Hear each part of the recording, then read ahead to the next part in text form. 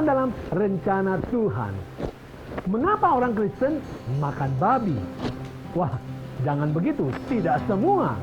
Tapi ini perlu dibahas lagi. Karena banyak umat yang mendapat dorongan dari para pendetanya untuk makan apa saja.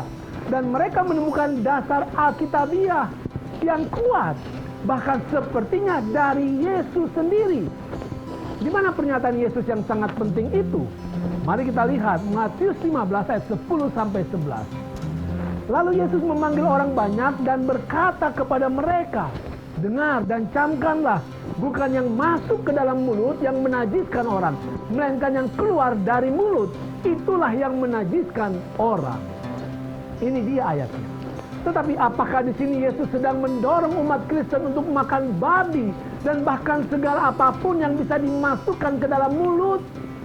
Saudara, kalau kita mencari kebenaran, kita harus pahami konteks. Kita harus pahami konteks. Kita harus pahami konteks. Kalau tidak, kita akan gagal paham. Mari kita lihat konteks. Kita baca di bagian pertama dari Matius 15. Dikatakan dalam Matius 15 ayat 1 dan 2. Inilah awal ceritanya. Kemudian datanglah beberapa orang Farisi dan ahli Taurat dari Yerusalem kepada Yesus dan berkata, mengapa murid-muridmu melanggar adat istiadat nenek moyang kita? Mereka tidak membasuh tangan sebelum makan. Saudara, jadi di sini saja langsung jelas. Konteks kata-kata Yesus adalah soal adat istiadat nenek moyang yang tidak alkitabiah. Adat istiadat yang jadi soal adalah soal membasuh tangan sebelum makan. Menurut orang Farisi, kalau makan tanpa basuh tangan, maka tangan itu dan makanan itu najis. Apel, pisang, durian, kalau tidak basuh tangan, najis itu, kata mereka. Perhatikan, tradisi Yahudi ini juga bukan soal kebersihan tangan, tapi soal ritual. Tangan yang sudah bersih sekalipun kalau tidak lakukan ritual khusus, tangan dan makanan itu adalah najis. Jadi Yesus tidak sedang membahas soal aturan halal dan haram Alkitab. Yesus sedang mengecam mereka yang mengutamakan tradisi berlebihan. Untuk lebih jelas, mari kita lihat konteks lagi. Sekarang kita lihat ayat setelah ucapan Yesus yang banyak tokoh telah gagal paham. Dikatakan, maka datanglah murid-muridnya dan bertanya kepadanya, engkau tahu bahwa perkataanmu itu telah menjadi batu sandungan bagi orang-orang Farisi. Itu di dalam ayat yang ke-12. Siapa yang akan tersinggung, kata murid-murid?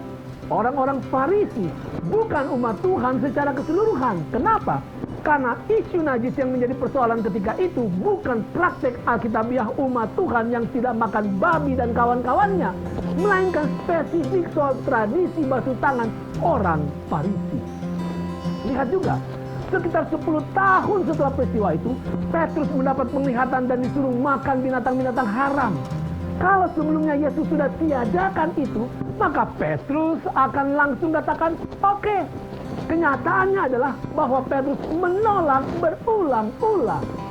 Jadi saudara, Petrus bukan pelopor Kristen untuk makan babi. Yesus bukan pencetus ide makan babi dan kawan-kawan. Sayangnya Yesus dan Petrus sering dijadikan dorongan buruk kepada orang banyak. Di zaman sekarang orang justru didorong untuk hidup sehat, atur pola makan, dan tidak semua yang dapat dimasukkan ke dalam mulut adalah baik. Tetapi banyak tokoh agama justru mendorong umat mereka untuk tidak pedulikan apapun yang masuk ke dalam mulut atas nama Yesus. Mereka katakan, asal jangan muntah. Mengerikan. Saudara, jelas kita diselamatkan bukan karena soal makanan, tetapi karena kasih karunia Tuhan yang besar di dalam Yesus Kristus. Tetapi, marilah kita terus baca Alkitab kita baik-baik. Pelajari konteks ayat yang digunakan sebagai doktrin.